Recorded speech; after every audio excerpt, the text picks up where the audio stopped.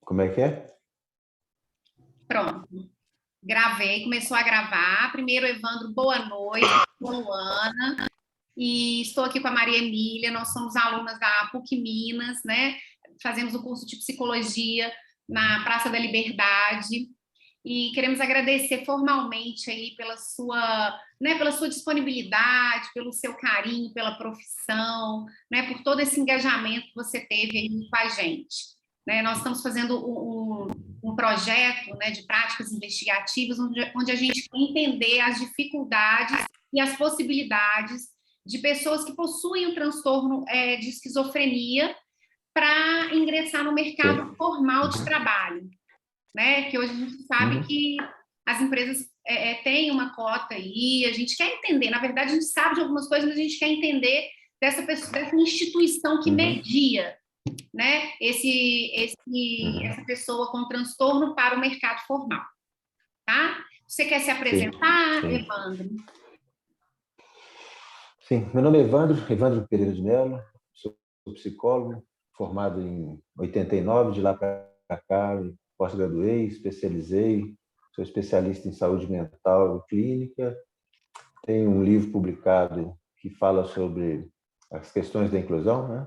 Chama Inclusão e Singularidade, pela Scripto, é um livro, inclusive, que foi indicado pelo MEC como literatura técnica, e trabalho com pessoas com deficiência desde então, né? Lá pouco antes em 88, mais ou menos, que comecei. Na Faenol, onde cheguei à função de diretor clínico, hoje coordeno um projeto de trabalho legal, tem 30 anos que eu estou lá. Ai, que bacana. E trabalho também com consultório particular, praticando psicanálise.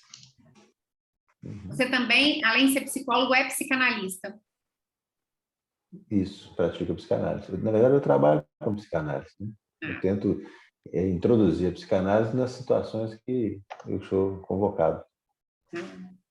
Então, a gente queria saber em que ramo que a Faenol, que é a sua instituição onde você trabalha, atua, né? E qual que é a sua função que você ocupa. Você já falou um pouquinho aí que é o diretor, mas eu queria saber o que você faz aí dentro da instituição. Não. Eu estive como diretor clínico por 12 anos. Hoje eu estou coordenando um projeto que foi, inclusive, escrito por mim em 86, que é o Trabalhar é Legal. O projeto Trabalhar é Legal, ele foi escrito naquela época visando a inclusão das pessoas com deficiência no mercado de trabalho, né? A gente observava que a Faenol dedicava muito tempo às pessoas, né, com deficiência, sobretudo deficiência intelectual ou sofrimento mental, e que depois aquelas que tinham uma condição um pouco melhor acabavam evadindo da escola e sem uma colocação no trabalho. Então a gente elaborou esse projeto para justamente oferecer a essas pessoas uma condição mais digna, né, de interação social. Entendi. E o ramo Então da é isso. Faenol, Hoje desculpa, o ramo da Faenol é a pessoa... Faenol é a Fundação de Atendimento Especializado de Nova Lima. Ela nasce em Nova Lima no ano de 83 e ela nasce para atender as pessoas que as escolas regulares não tinham condições de tê-las. Porque na época o que a gente tinha eram escolas especiais e escolas regulares, né? É interessante pensar nessa regular e especial. Lá no mesmo ambiente, ou no mesmo território, né, tem lá a Escola Ana do Nascimento Souza de Educação Especial e a Faenol. A Faenol foi criada um ano depois do Ana Nascimento para ser a mantenedora do Ana. Mas, na atualidade, elas trabalham em separado. Então, no mesmo complexo, tem lá o Centro Psicopedagógico, que é ligado à Secretaria de Educação e presta atendimento a crianças que têm dificuldade de desenvolvimento, né? Tem a Faenol, que atende pessoas com deficiência, independente de ser intelectual, física, surdez, que faz uso de colostomia, enfim, as pessoas que têm da região, não é nem do município, porque como um certo centro especializado em reabilitação, Isso nós fomos habilitados pelo MEC, pelo MEC, desculpa, pelo Ministério da Saúde há uns 4 anos. De lá para cá, nós ampliamos muito nosso atendimento. Atualmente, a gente atende Nova Lima, Raposa, Riacima, mas também vai ampliar para Itabirito, Moeda. Aí você pega uma micro-região, né, para pessoas que têm a necessidade da reabilitação. E o Ano Nascimento ainda existe, assistindo algumas crianças do município, mas funciona como escola especial. Quando eu falei lá da criação isso é um detalhe interessante, né? Da criação do Ano Nascimento, da Escola Ano Nascimento e da FAIANOL, você tinha aquele conceito de pessoas com deficiências, assim, ainda arcaico, né? Aquela coisa assim, educável. Então, alguns iam para lá e você tinha a escola regular e a escola especial. A escola especial funciona, ou funcionava, né? Mais ou menos nos moldes dos hospitais psiquiátricos. A criança não ia bem na escola e ia para a escola especial, mas você não sabia até quando ela ficaria ali, né? E os conceitos foram evoluindo, né? A inclusão veio para dizer que a criança faz parte de uma comunidade, daquele município e tem direitos, né? Antes, pode falar. Não, desculpa. Quando você fala, né, de uma estrutura meio que remete aos hospitais psiquiátricos, os sujeitos, os integrantes desses grupos, eles ficavam na instituição e, né, eles moravam lá, alguma coisa assim. E outra coisa quando você fala do centro pedagógico da Secretaria de Educação, etc., é da Prefeitura de Nova Lima. O programa, ele surge a partir da Prefeitura de Nova Lima. E aí ele vai criando esses braços. Isso? Tudo nasceu da Prefeitura de Nova Lima. Entendi. Atualmente, a gente recebe também verba do governo federal. E só uma correção, na escola especial, as crianças assistidas não permaneciam lá. Elas ficavam por um período de escolarização, um turno. Né? E na época, o conceito era integração. O que quer dizer? O que está embutido em integração? Quando eu faço esse paralelo entre a pessoa com deficiência, seja lá a criança, e o sofrimento mental, e faço um paralelo entre a hospitalização psiquiátrica e as escolas especiais, é porque o conceito base era semelhante, ou seja, era uma pessoa que deveria ser tratada em separado para só depois ser incluída na sociedade. Era a integração. O problema é da pessoa, é ela que importa uma deficiência e estando apta, ela vai ser incluída. Ela vai ser incluída, não vai ser integrada. Quando você faz essa torção entre integração e inclusão, você dá à pessoa a condição de sujeito, né? Ela é parte daquela sociedade, ela tem direitos de, como cidadão, ter ofertado aquilo que lhe falta, né? Daí a ampliação das políticas públicas e dos lugares, né, para se ocupar. A instituição, a FAENOL, ela utiliza da política de lei de cotas brasileiras por meio de empresa? Como assim? Se dentro dos funcionários tem pessoas com deficiência? Não. Se vocês, por exemplo, sabem que a empresa X tem cotas e vocês vão lá e procuram essas empresas. Sim, inicialmente a gente fazia dessa forma, ia atrás das empresas e o projeto, igual eu falei, já vem desde 2006. No início, empresa nenhuma queria saber de pessoa com deficiência, sobretudo em deficiência intelectual ou sofrimento mental. Aí que o preconceito aparecia de uma maneira muito mais vívida, né? No início a gente fazia isso, fazia um levantamento de empresas com mais de 100 funcionários e se apresentava o projeto e tentava ir construindo alternativas de inclusão dessa pessoa. Um diferencial do projeto, se fizermos também uma comparação com o Cine também faz um trabalho semelhante, mas não é igual. O Cine, a pessoa chega lá para solicitar emprego, faz um catálogo, tendo vagas, ela é encaminhada. A FAENOL, a gente atualmente não está dessa forma, mas já fizemos assim, as visitas às empresas, a sensibilização da equipe, o acompanhamento dos incluídos e mantivemos em determinado período, que a gente chama de conversação, né, que é também uma teorização de base psicanalítica, que visa facultar aqueles membros do grupo a possibilidade de interação e construção de um saber sobre aquilo que estão vivendo, né? Então, eu ainda mantenho alguns grupos de gente que pretende ser incluída e gente que já está incluída, né?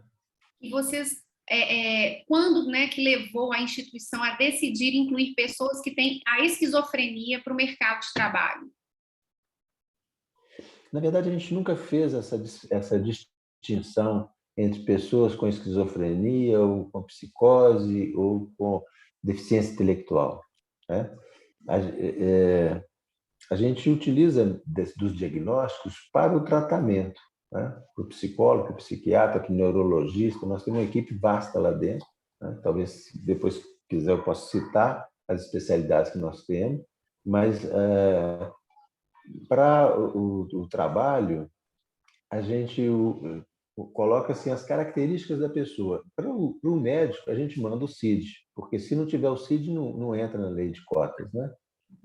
Mas a gente pratica isso, tanto no corpo técnico da Fainol. Nós tínhamos lá um colega que, infelizmente, faleceu ano passado de Covid, que era uma pessoa com deficiência, que trabalhou lá por muitos anos, e temos os aprendizes que estão lá conosco, que são também pessoas com deficiência.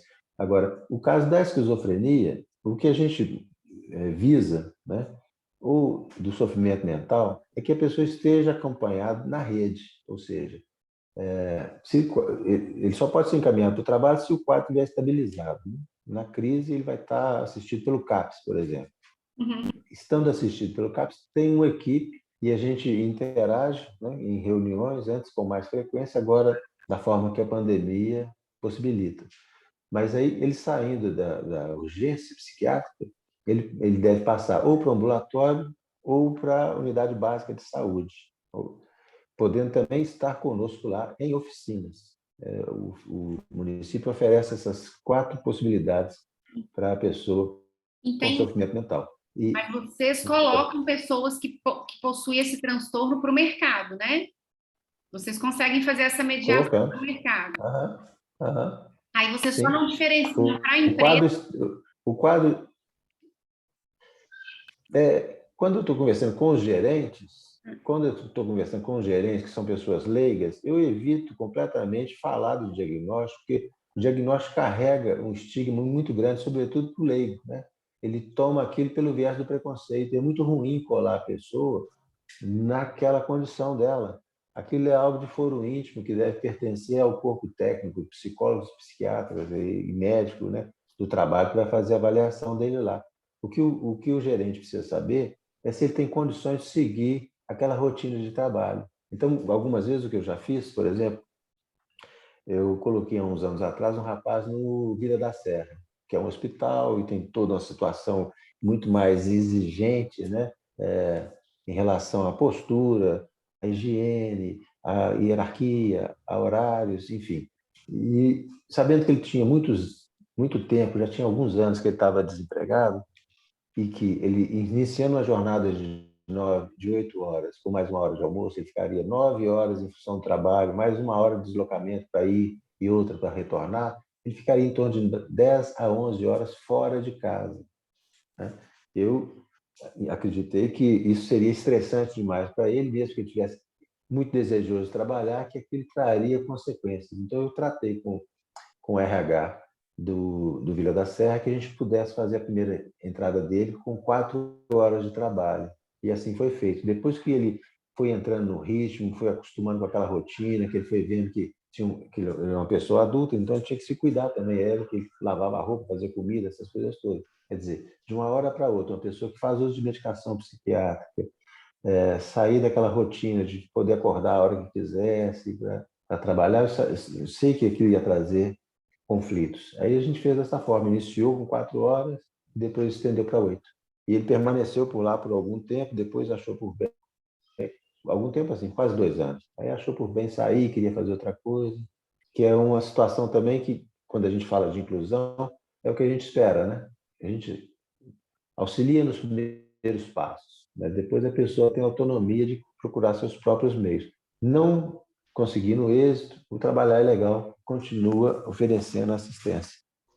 E quantas pessoas já com o transtorno da esquizofrenia vocês conseguiram, né, incluir no mercado de trabalho? Um número, assim, vocês têm um número, né? E quais geralmente são essas funções e cargos?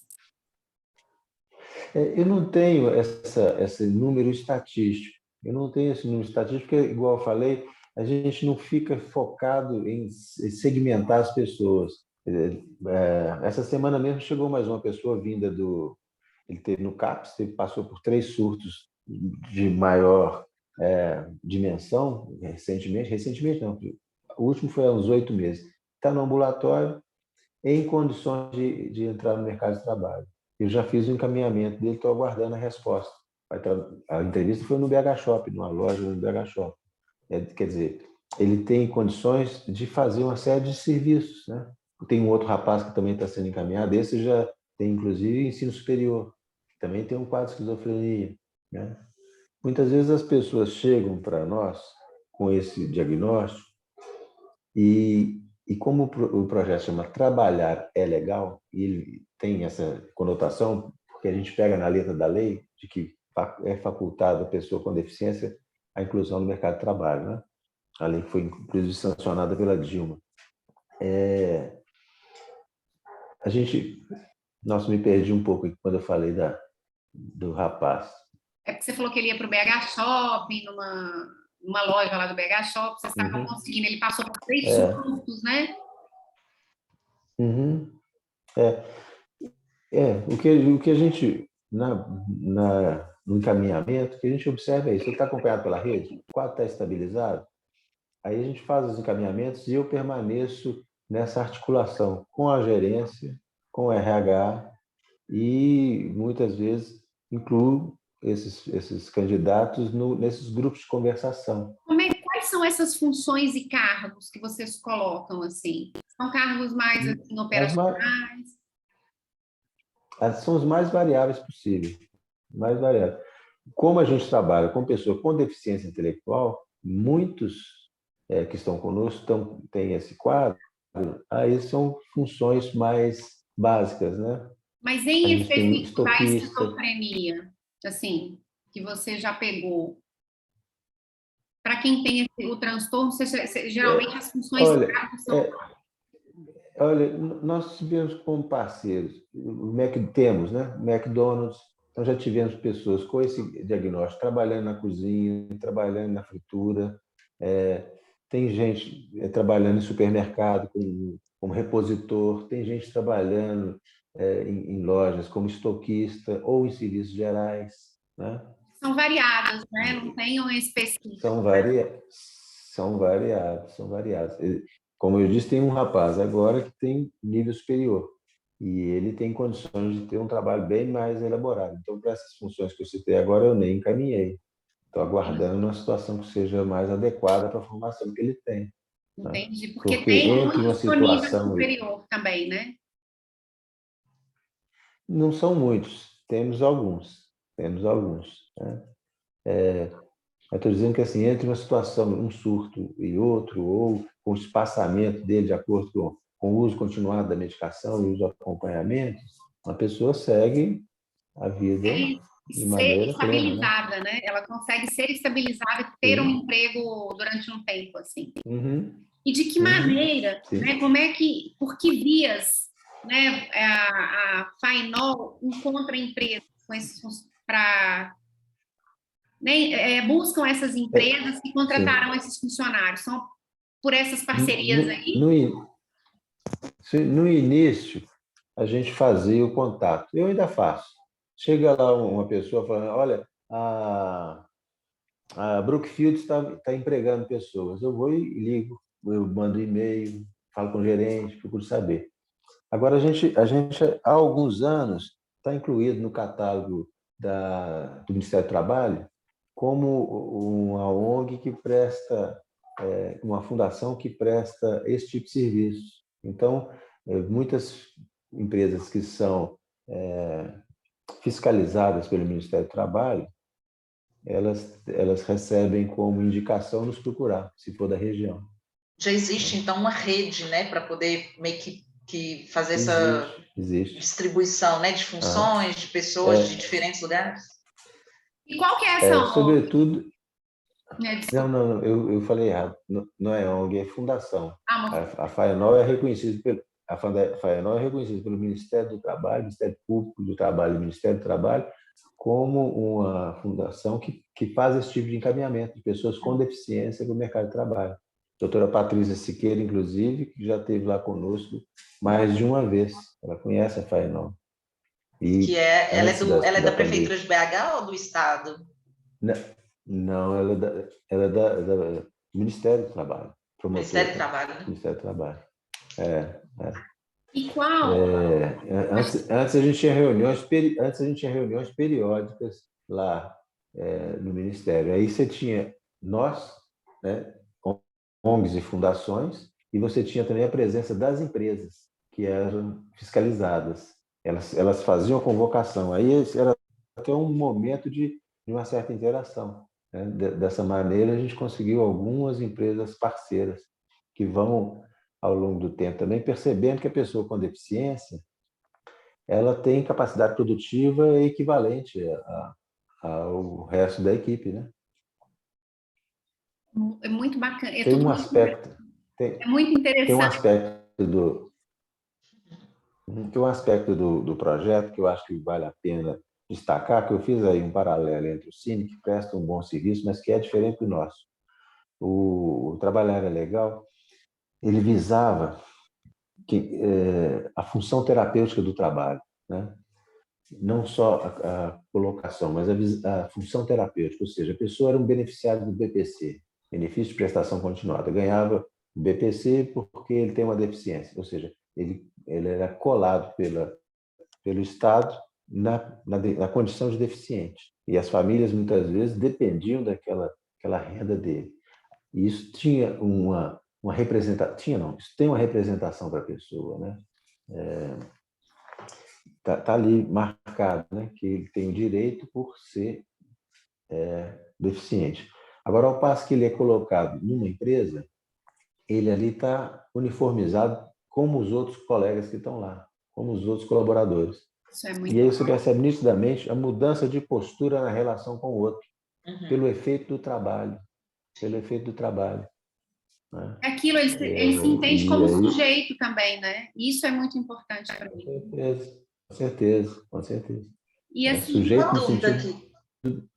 no sentido pleno, né? Daquele que tem seus direitos, né? Que tem ação própria. Né? Tira uma dúvida aqui, por favor, porque você falou de situações em que a pessoa estava trabalhando e aí, de repente, depois de 1 ano, 2 anos, ela resolveu sair. Como que fica essa questão do benefício? No momento em que ela trabalha, esse benefício ele continua? É um direito adquirido mesmo? Ou ele, de alguma maneira, suspende? Aí depois, se for o caso, no caso de desemprego, ele retoma isso?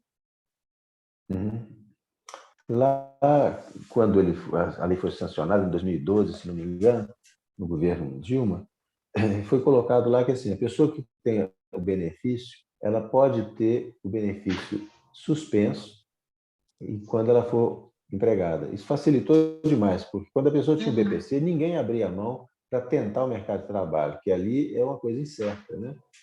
Mas com essa situação, eu vou te confessar que eu não sei como é que está agora, porque toda hora sai alguma coisa falando que vão mexer no BPC, não é? Não sei se vocês têm acompanhado, mas logo no início desse governo eles queriam mudar o valor do BPC de 1 salário para meio. Essas pessoas nunca tiveram uma instituição como a nossa, por exemplo.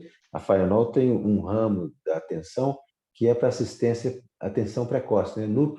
Nós temos lá o Núcleo de Prevenção e Intervenção. Então, nós recebemos bebês que nasceram com deficiência.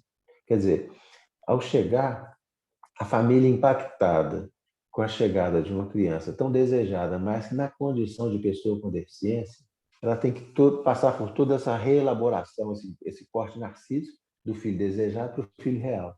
Não é? Muitas vezes, nessa situação, as mães é quem sofrem mais a consequência e as perdas.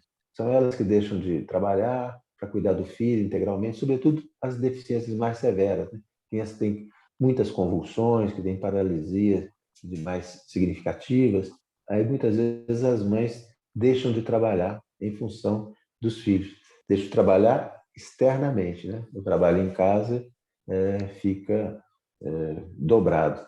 E no início desse governo estava lá colocado de que iam diminuir para meio salário. Isso não passou, foi uma grita geral. No governo estadual também, o Zema tentou cortar a inclusão das pessoas com deficiência. Enquanto tem países como a Espanha que estão discutindo as subcotas para a inclusão, né, que já tem lá a subcota, ou seja, a pessoa com deficiência intelectual e sofrimento mental, elas são sempre preteridas, aquelas que não têm deficiência de ordem psíquica, mas que têm uma deficiência física, né?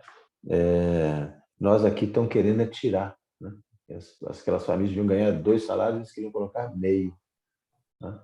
Mas isso é outra conversa. As famílias não deixaram que isso acontecesse, né? A mobilização das E nem vão famílias. deixar, se Deus quiser. E qual que é a média de tempo? Luana, as pessoas sentiram o gosto de se tornarem sujeitos. Antes era assim, era um assistencialismo, né? Então chegava e dava algumas coisas em determinadas épocas, cobertor, cesta básica, não sei o que, isso é 20 anos atrás. Agora as pessoas descobriram que elas têm direito de exigir. Se não tiver escola para o filho dela, ela vai no Ministério Público e exige a escola do filho dela. Se não tiver assistência médica que ela precisa, ela vai no Ministério Público e faz um processo contra o Estado, o município, exige a medicação, exige. Esse movimento, né, de sair da condição de pedinte para de sujeito, né, de assujeitado para sujeito, cidadão. Isso é muito importante. É um ganho para nós. Isso não tem retorno. Isso não tem retorno. Isso não tem isso retorno. É muito importante para a gente. E para a gente enquanto sociedade, né? Sim, sim. E assim, esses sujeitos de esquizofrenia, né, que permanecem, que estão, né, vão para essas empresas, eles permanecem vinculados lá por quanto tempo? Qual que é a média de tempo, geralmente, que você percebe? É variável, é variável. Eu tenho, nos grupos de conversação, eu tenho pessoas que estão há mais de 10 anos de empregado e permanecem no grupo. E por que permanecem? Porque eu sei que se não tiver uma certa vinculação, ele vai perder o emprego. No primeiro conflito que tiver com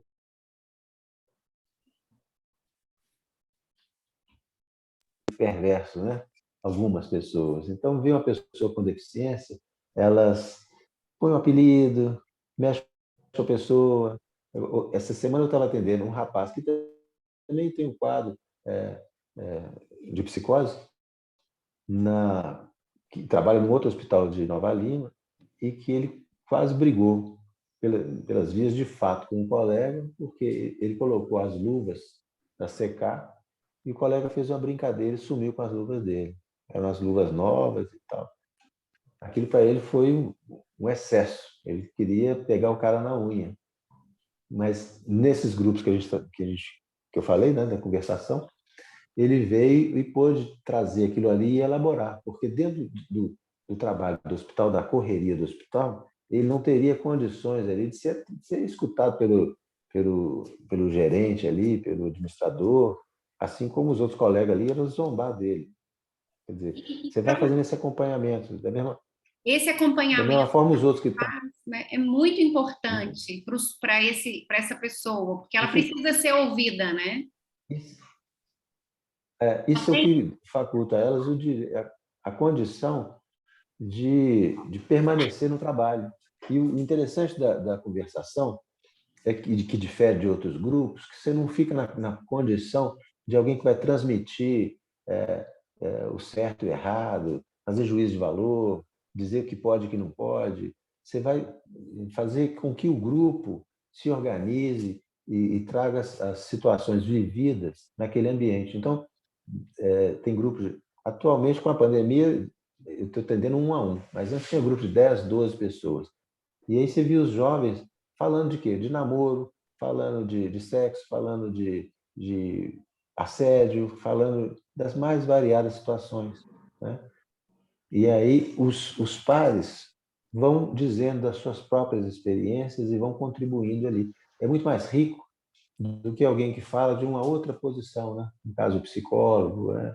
Que está lá no lugar de um suposto saber e que,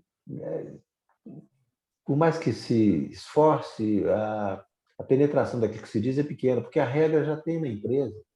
O que pode e o que não pode fazer, ele já sabe dentro da empresa, a maioria das coisas.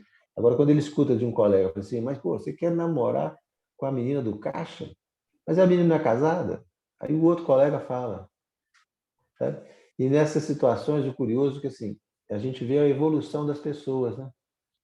Então, tem várias pessoas que já se casaram ali, que, que têm filhos, que vão levando, que estão autônomos, pessoas com deficiência intelectual, que na maioria das vezes a família tem muito receio de deixar que eles vivam a própria vida, e que você vai vendo que assim eles vão ganhando autonomia, vão adquirindo autonomia, aquela coisa do que eu falei da função terapêutica, né? O uniforme, né, está de acordo com a forma, com a norma, produz nele esse efeito de, pelo espelhamento, ir observando e tendo como um balizador as relações sociais, né? O que é Evandro, permitido, possível dentro daquele ambiente. deixa eu Oi, entender uma Maria. coisa. Você disse sobre quando, né, que essa mediação, que aí, no caso dessa figura que já está há 10 anos no trabalho e tal, mas ele ainda tem essa relação, Uhum. essa conexão, é, a empresa, a contratante, qual que é também a autonomia sobre esse funcionário? Digo, no processo de contratação, existe um aval, existe um laudo, sei lá, alguma coisa assim, né, legal, que atesta a condição desse sujeito de trabalhar para determinada função.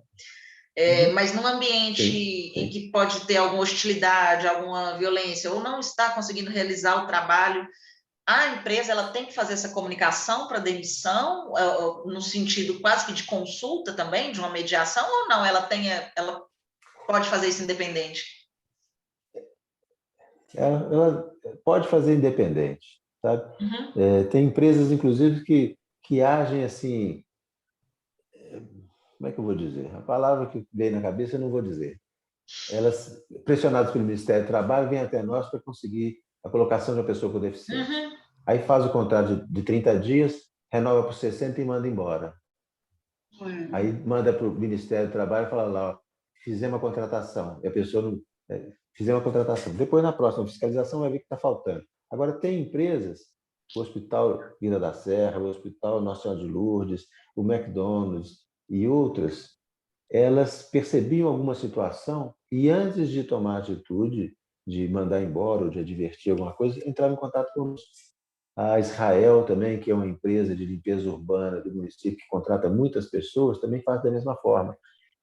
São ações afirmativas, né? A empresa vai Uhum. percebendo que se você com articulação em rede, você consegue um resultado melhor. E alguns têm também essa sensibilidade de perceber que no ambiente do trabalho, aquela brincadeira que o colega faz, que na opinião dele é brincadeira, mas que para uma pessoa com sofrimento mental ou com deficiência intelectual pode não ser da hora da brincadeira, né? Igual eu citei agora há pouco, né?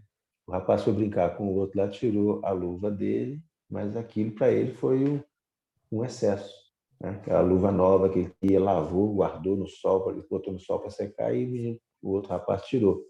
Quer dizer, tem empresas que percebem isso e trabalham isso com as pessoas. O Fazem a supermercado BH, inclusão, né? o supermercado BH é um bom parceiro que nós temos também.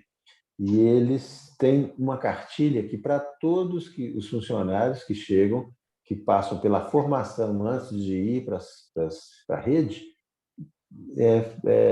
são instruídos sobre a pessoa com deficiência no ambiente de trabalho, né? Legal.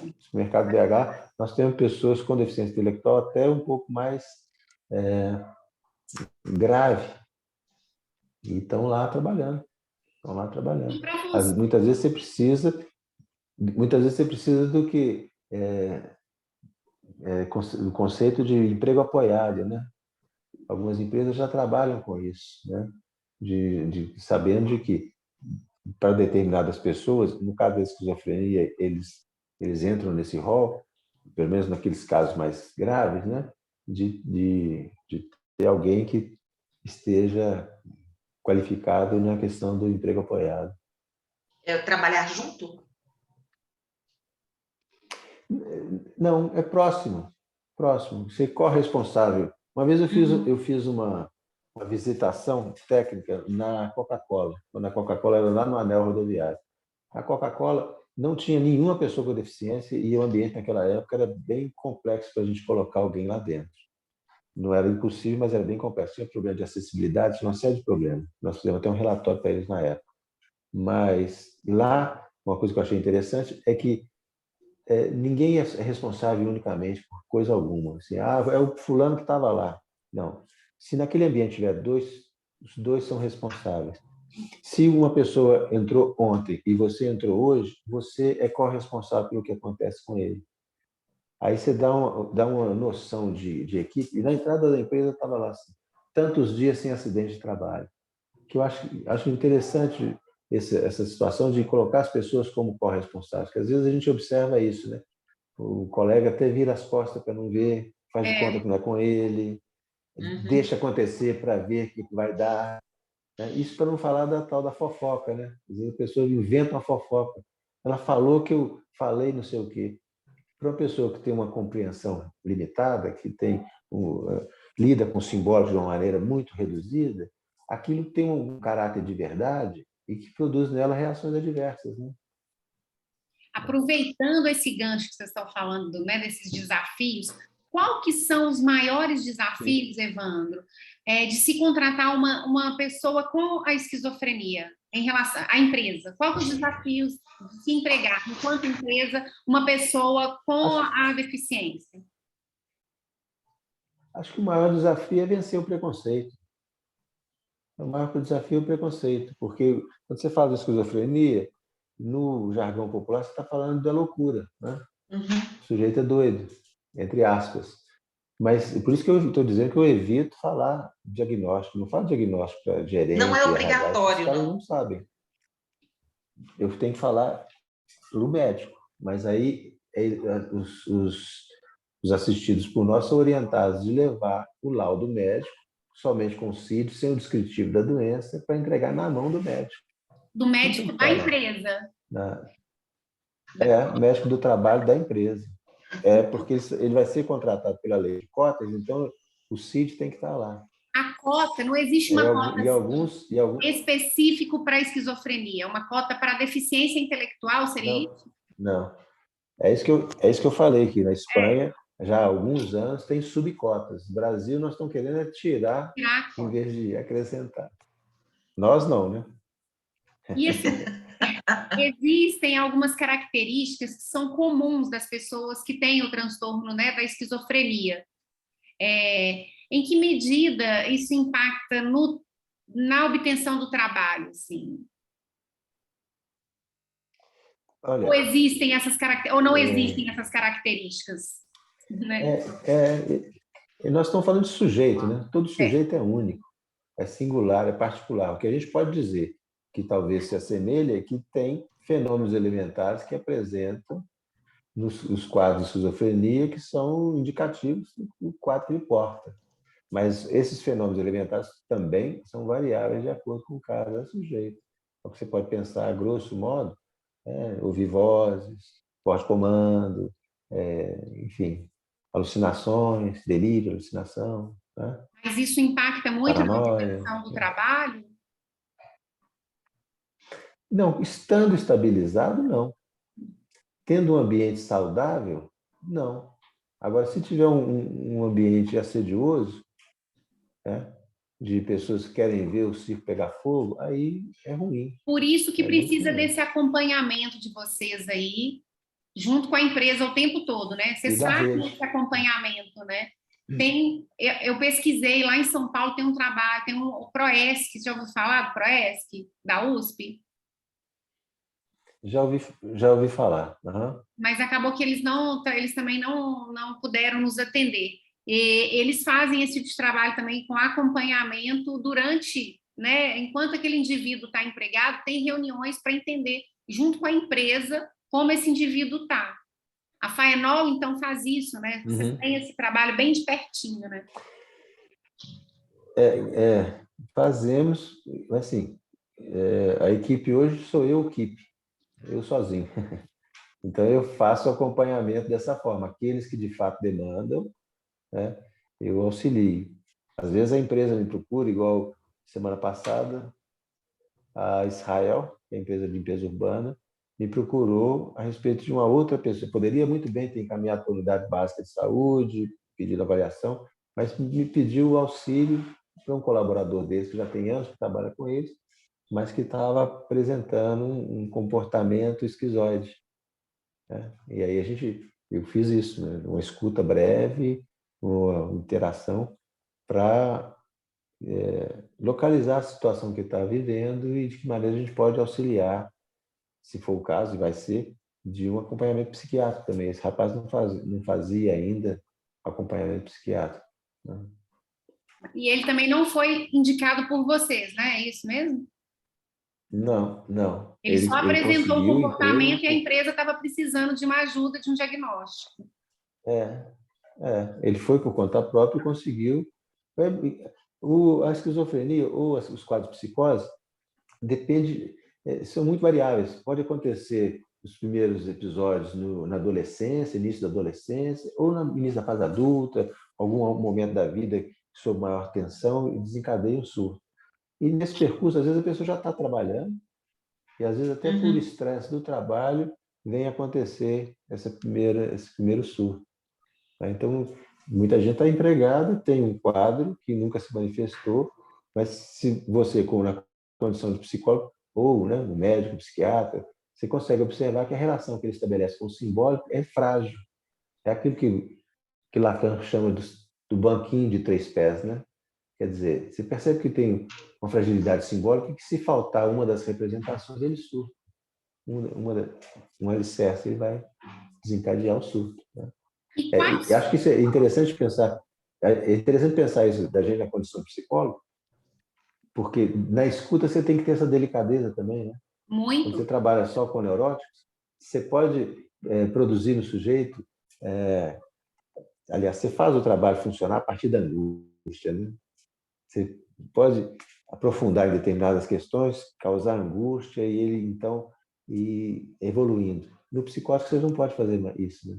Porque ele não suporta muita coisa. Então, você tem que ter uma sutileza para tocar nas situações e muitas vezes você tenta funcionar como alguém que está ali em apoio, né? Quer dizer, ele pode recorrer a você, né? E assim, quais são os pontos, tanto positivos quanto os negativos, que vocês veem que as empresas contratantes identificam nesses indivíduos com esquizofrenia, né? O cara é mais organizado, o cara é mais metódico, sabe? Ou o cara é meio cri-cri. Quais são os pontos? Pode ser qualquer positivo ou negativo que você acha assim, que volta sempre de retorno, né, para você desse indivíduo. Eu acho que pontos positivos e negativos nós vamos cair na mesma situação que eu falei agora há pouco da questão do sujeito, né? Entendi. Não tem, em função do diagnóstico, um comportamento padrão da pessoa, porque cada um é único, né?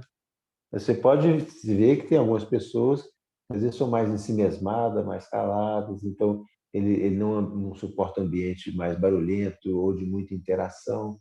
Essa semana mesmo eu ia encaminhar uma moça que tem um quadro de psicose também para um ambiente que seria caixa. Ela fala, não, caixa eu não vou dar conta. Pessoas falando na minha cabeça, eu não dou conta. É isso. Entendi.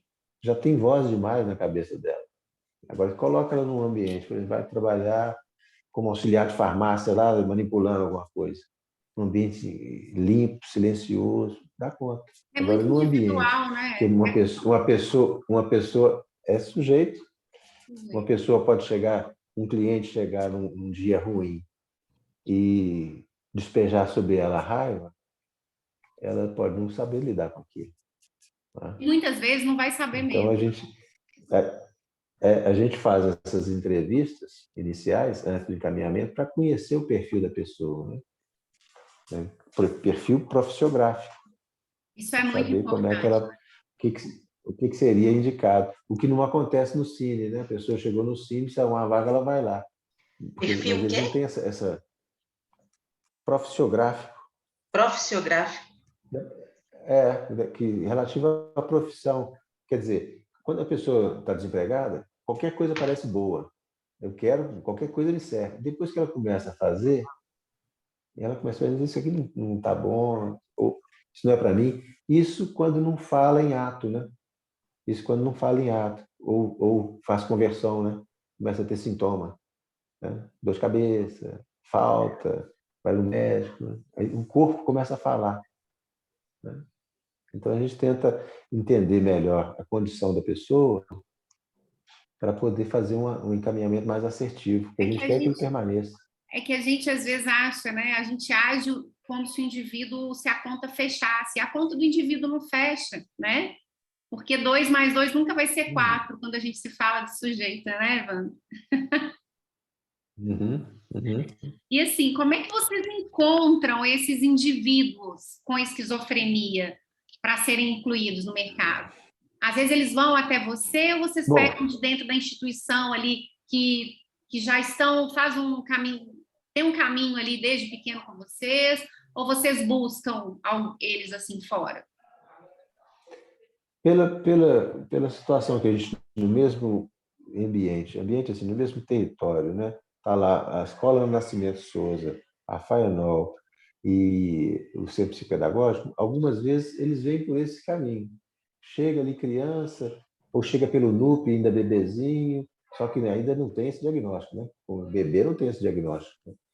Mas no desenvolvimento da pessoa, ele vai aparecer e aí ele já está na instituição. E o outro caminho são os que são encaminhados pelo CAPS ou pelo ambulatório, Ah, né? O CAPS normalmente não nos encaminha, né? Encaminha ao ambulatório. O CAPS é urgência psiquiátrica. Então, ele passou pelo CAPS, o CAPS ou o CRIA. CRIA também, é, Centro de Referência da Infância, é urgência psiquiátrica infantil. Por lá também eles nos encaminham até 18 anos. Nós temos uma parceria com eles. bacana. E Da quando mesma forma como eles da mesma forma como eles nos encaminham, eu também falo com eles, ó, fulano de tal eu mandei lá para o ponto frio. Vamos prestar atenção nele agora. Aí sou eu prestando atenção de cá, algumas vezes num determinado período e eles de lá pensando, observando esse sujeito num outro período, né? entendi. E É a existe rede, né? algum Você procedimento, fazer articular isso aí. entende? Desculpa ter te cortado, mas existe algum procedimento Aham. específico, né, proposto Hum. por você às empresas relativos a esses funcionários? Por exemplo, contato periódico, que você falou que faz com profissionais, contato com familiares, Sim. frequência de acompanhamentos, existe esses procedimentos? Sim, tem várias situações. Por exemplo, tem gente que trabalha lá 8 horas. Eu também tenho uma jornada que fecha num período de 8 horas, né? Não trabalho 8 horas por dia. Aliás, tem dia que eu trabalho 8 horas, mas não é todo dia. Mas minha jornada fecha nesse período, de 8 às 5 da tarde. Aí eu peço à empresa ou que ele chegue mais tarde, e que isso não seja descontado do salário, ou que ele saia mais cedo. E algumas empresas não aceitam, mas a maioria hoje já está entendendo que isso é importante para que ele possa se colocar no ambiente de maneira produtiva. Entendi. Isso estabiliza o sujeito, esse apoio é importante para ele. Então, tem algumas que o Hospital Nossa Senhora de Luz mesmo em Nova Lima, tem um rapaz que eu atendo na quinta-feira, 7h30 da manhã, ele deveria pegar serviço às 7, mas ele vai pegar às 8h30, 9h. Tem uma outra moça que está no Sodexo, já tem 10 anos que ela está lá. Ela sai às 4, mas se ela sair às 4, ela não chega lá às 4. Então, ela sai um pouco antes para chegar lá às 4 para poder atender. Isso ela já tem, acho que uns 12 anos que está na Sodexo. Ela iniciou, a menina com deficiência intelectual, ela iniciou na Sodexo de Betim, e ela mora em Raposos. Ela saía de casa às 4h30 da manhã, sozinha, e pegava 2 ônibus para chegar a Betim. Aí, de uns anos para cá, eles transferiram para 6 pistas, que foi para ela uma maravilha. Né? Ai, que bom, que bom. Essas empresas que têm esse tipo de entendimento, de compreensão, são as mesmas empresas que têm preocupação com essa mediação, com o entendimento de cada figura. E o que eu imagino se distancia dessas empresas que estão na perspectiva das cotas, assim, da cobrança do Ministério do Trabalho. Me sugere que que existem empresas que se preparam, que têm algum tipo de treinamento, que você, né, introduz realmente essa questão para a empresa, e empresas que não, estão em outro lugar de cumprimento, assim, de lei, né? E assim, E você observa, Maria, você observa isso nitidamente, não só na questão da pessoa com deficiência, na relação que a empresa estabelece com os outros funcionários todos.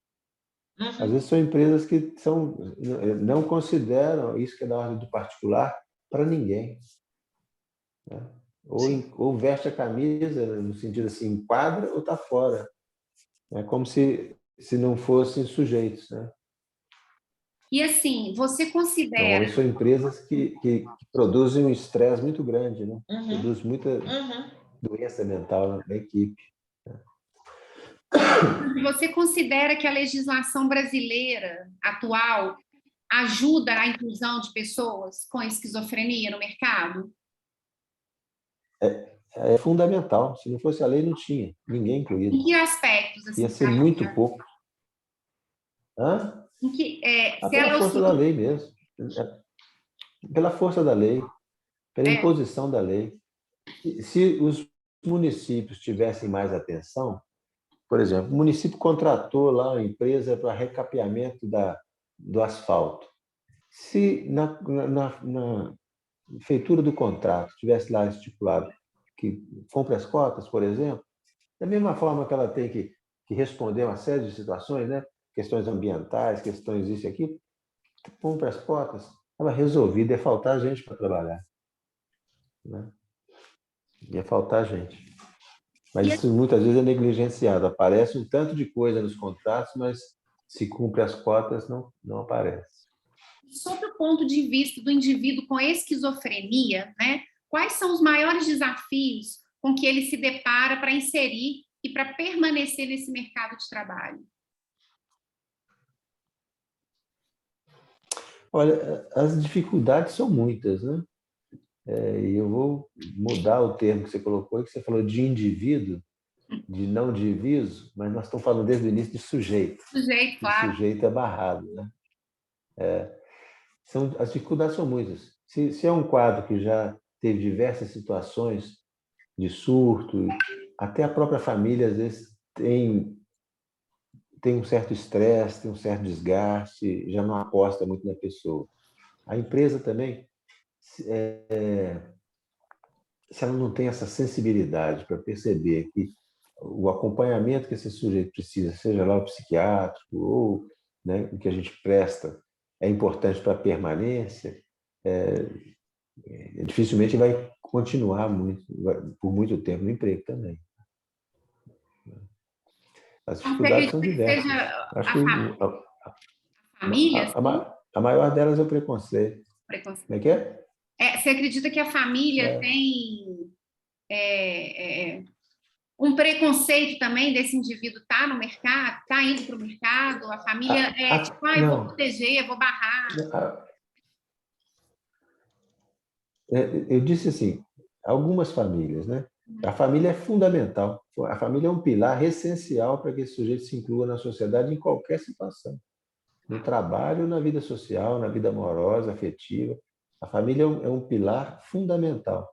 Agora, quando temos famílias desestruturadas, né, alcoólatras, né, ou usuários, né, de dependentes químicos, costuma ser bem mais complexa as situações. Né? Ou mesmo de descaso com a pessoa, né? Aí a coisa fica muito mais difícil. E o que você acha para que essas empresas, né, o que seria importante para... Só complementando. Eu já tiveram conosco lá pessoas que tinham assim, quadros, né, de sofrimento mental e que a família era desestruturada. E a gente observou que alguns deles, depois de estarem empregados, eles conseguiram alugar algum lugar para ele morar, uma casa, né, para ele morar. E como é que isso também foi organizador para ele. Ele sai de um ambiente conturbado para um ambiente mais estável. Né? Volta a questão Isso a gente ouviu. Isso a gente ouviu. Como é que é? Não, é que eu lembrei da questão da função terapêutica do trabalho que você fala.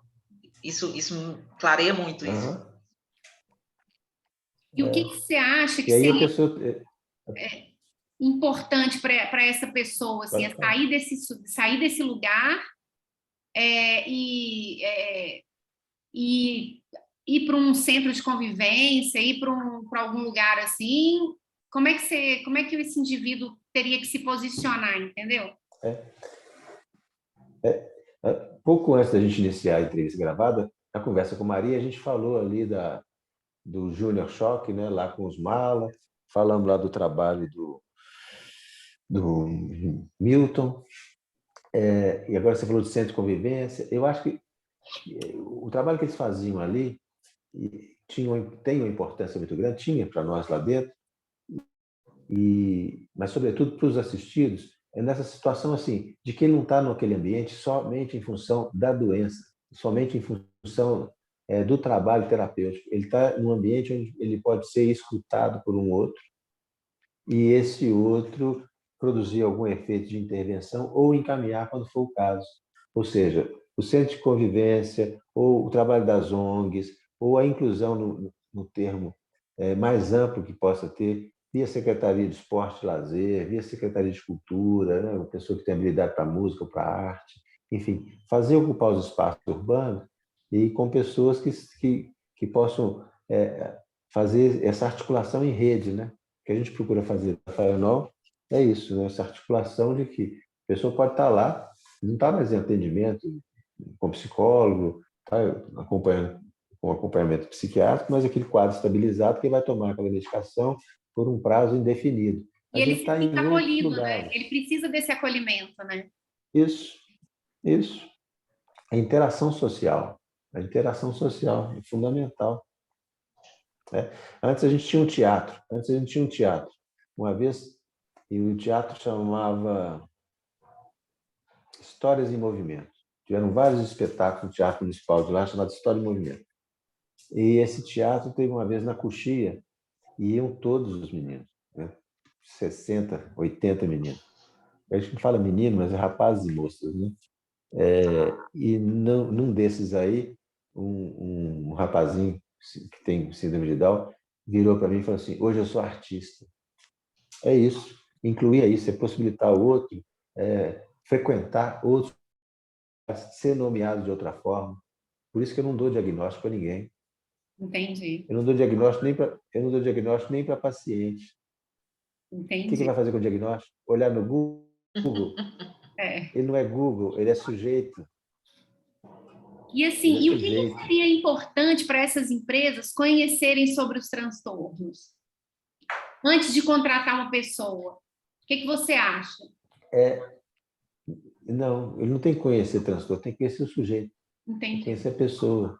Você não tem um colega que é mais chato que o outro, você não tem um colega que é mais irritadiço que o outro, você não tem um que é mais zen que todo mundo, a casa está caindo, o cara está lá de boa, tranquilo. É isso, ele é sujeito também, ele também tem dias bons e ruins. Ele vai ter dias bem-humorado, mal-humorado. Mas você O não acha que, contrário seria uma por normopatia, exemplo, né? ele Que é tem que saber... justamente a patologia da normalidade. Não, mas assim, por exemplo, para quem tem, né, o transtorno, escuta vozes, né? Ou então vê alguma coisa. Você não acha que a empresa talvez precisa conhecer um pouquinho? Ou não? Você acha que isso limita muito? O colega próximo dele, que ele estabeleceu um contato mais íntimo, né, que houver uma transferência de trabalho, vai perceber, hoje está mais falante. Ó, né? Ou, por exemplo, lá no serviço, lá na FAINOL, tem um rapaz que ele tem epilepsia. E ele faz serviço de jardinagem. Aí ele trabalha com outro senhor E esse senhor já sabe, toda vez que ele chega aqui muito calado, eu sei que alguma coisa não vai bem. E às vezes nesse dia ele tem convulsão. Então aí nesse dia ele não fica em nenhuma função que, se ele vier a ter uma convulsão, ele vai se machucar com gravidade. Ele vai ficar num outro ambiente fazendo também o trabalho dele, mas se cair, cai no gramado, por exemplo. Né? Pelo que eu estou Ele entendendo, é não uma coisa precisa muito conhecer. mais... Desculpa. Não, pode falar. Não, é porque com essa sua narrativa me sugere uma coisa muito mais orgânica do que técnica, né? No sentido de que vai sendo construído um espaço que essas pessoas começam a ocupar e aquilo dali já vai meio que naturalmente criando uma relação com essas diferenças, né? E aí as diferenças acabam que vão sumindo, na verdade. A gente não chega no local de trabalho e, por conhecer um colega há muitos anos, você olha para a cara dele e fala assim, olha, você não está bem não, né? O que aconteceu? Não é? É a mesma coisa. Esquizofrênico é sujeito igual a gente. Até porque, se a gente for aprofundar, nenhum outro profissional que trabalha com ele tem uma capacitação técnica, acadêmica, para dar conta de fato. Então, é uma questão muito mais de sensibilidade do que algum conhecimento específico, né? Faz sentido. Sim. Faz muito sentido isso. Essas Não é? limitações realmente... Nós não temos, sem pensar em diagnóstico, patologia, ele não tem uns colegas que são esquisitão? Deixa o esquisitão ser esquisitão, ele consegue fazer o trabalho dele, pronto. Tem uns caras que são chatos, né? Você tem que conviver com ele, ele é chato, você tem que conviver com ele. E você tem os legais, os bacanas, aquele cara que você quer ser amigo também. E você acha que esse mercado de trabalho formal ele é nocivo para esse indivíduo? Não. Ele é mais benéfico? Eu acho que o mercado formal do trabalho, eu acho que ele é terapêutico. Legal. É o uniforme que eu falei agora há pouco. Uniforme, de acordo com a forma, única forma. Aquilo dá a ele, o psicótico que tem dificuldade de representação, identificar com a forma é fundamental. Por isso que você vê muitas vezes o esquizofrênico na igreja, que a religião normatiza, dá a ele significados, né? É uma muleta, é o banquinho de 3 pernas que eu falei aqui. Eu falei não, que Lacan falou, né? É o banquinho de 3 pernas. Você funciona ali dando um aparato para aquele sujeito, secretariando ele ali de alguma forma. Né? Estruturante. O trabalho é estruturante. É isso que a Maria Emília falou. O trabalho é estruturante. Fica desempregado. Você vê como é que é ruim para a cabeça. Sim, para qualquer indivíduo, para qualquer sujeito, né? Para qualquer sujeito. Para qualquer um. É isso aí. E é engraçado como o ser humano ele tem essa capacidade de se adaptar mesmo, porque isso que você falou, meu colega está de mau humor, meu colega está isso, hoje ele teve epilepsia, amanhã ele vai estar conversando, amanhã ele escutou umas vozes, porque de vez em quando ele é assim, essa daqui está com TPM, e está tudo certo, vamos continuar a nossa vida, né? O preconceito é nosso, né? É uma coisa que está vinculada ao que a gente tem de conceitos na gente, né? Dentro da gente. Se você está próximo a um colega e ele tem um quadro clínico, né? Vamos dizer da esquizofrenia, você percebe que ele está lá queixando de estar escutando voz e coisa e tal. Se você tem intimidade para falar com ele, você pode dizer, ô fulano, estou vendo que você não está muito bem, você tem tomado seus remédios, você tem procurado o seu médico, acho que vale a pena, sei lá. Agora, se você não tem proximidade, e você chegar para ele, e hoje você está escutando umas coisas aí, você está meio doidão hoje, né? Ele vai tomar isso como ofensivo. Agora, se você é próximo da pessoa, ele está entendendo que você está dando uma força para ele. Se você não é próximo, ele pode entender que aquilo ali estão falando de mim. E não é esse o aspecto, não estou falando de você. Não é? Evandro, foi tão esclarecedor para a gente, porque a gente vem com um roteiro, assim, né, de coisas que a gente acha que vai ter prontas, e nada é pronto, tudo é construído, né? E tudo vai depender desse sujeito que é, enfim, que é assim... único. É único e tem muitas possibilidades, né, de ser. Ele tem muita possibilidade. Você gostaria de acrescentar alguma coisa sobre esse tema que você acha que você não falou, né? Que você considera importante para a gente, assim? Não, eu acho que eu falei até demais, vocês vão ter dificuldade de juntar esses dados todos aí. Para mim, você deu uma aula, né? Eu estou pensando aqui, quando a gente está pesquisando, está estudando, a gente está muito amarrado, né? É uma insegurança de quem está no processo de aprendizagem, a gente fica muito amarrado a isso que eu comentei, da estrutura técnica, do que é o manual, do que são os modelos, os métodos científicos e não sei o quê, quando a coisa ela você posta de uma forma muito humanizada, de uma forma que meio que deu essa quebrada, acho que, né, até pensando aqui no texto que a gente escreveu da pesquisa, ele até escapa um pouco do que a gente escreveu ali, porque ficou num outro lugar, trouxe realmente o ambiente para a gente, né? Isso foi muito bom, Isso não tem preço, Evandro. Você deu tipo uma chinelada na gente, mas não de maldade. Foi assim, de vida, entende? É isso que nós, psicólogos, precisamos estar atentos, à humanidade, né? Não simplesmente seguir protocolos, é saber que não tem uma fórmula, que a gente está ali é só um meio. Nós não somos o fim, nós só somos o meio. Né? O estudo, a técnica é fundamental, por isso que nós temos 5 anos no curso, né? Sim, mais um tanto de outros por fora, mas não dá para seguir assim, no rigor do que está posto ali, sem observar o que o ambiente e a pessoa traz, né? É verdade. A coisa se apresenta de uma maneira muito, muito, como é que eu vou dizer, muito espontânea, muito do momento. Né? Quem já viu um surto psicótico, quem já esteve perto de uma pessoa nessa situação, sabe que às vezes a coisa acontece né, de uma maneira inesperada e o que faz o vínculo são detalhes, né? Uma vez só para a gente encerrar, eu estava atendendo na época era um adolescente lá na Faenol, e lá é uma chácara enorme, né? E ele saiu correndo e eu fui atrás dele e ele virava para mim: não vem atrás de mim não, não vem atrás de mim não. Aí eu sentei, quando eu estava lá no chão, falei: não vou ficar por aqui. Você está me escutando? E aí comecei a estabelecer o vínculo com ele na distância que ele me permitia estar. Para então, depois ter um convite de uma proximidade, para estar num outro lugar, num outro ambiente. Né?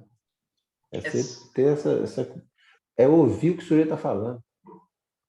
É ouvir o que ele está dizendo. Não ouvir é o caminho mais torto que pode ter. É o que muitas vezes as pessoas fazem, né? Eles calam os esquizofrênicos a partir da contenção química. Né? O psiquiatra neles. É verdade. Eu vou parar o tempo todo nessa... de gravar, tá, gente? Eu vou parar só para a gente bater um papinho final. Peraí que eu vou parar. Tá.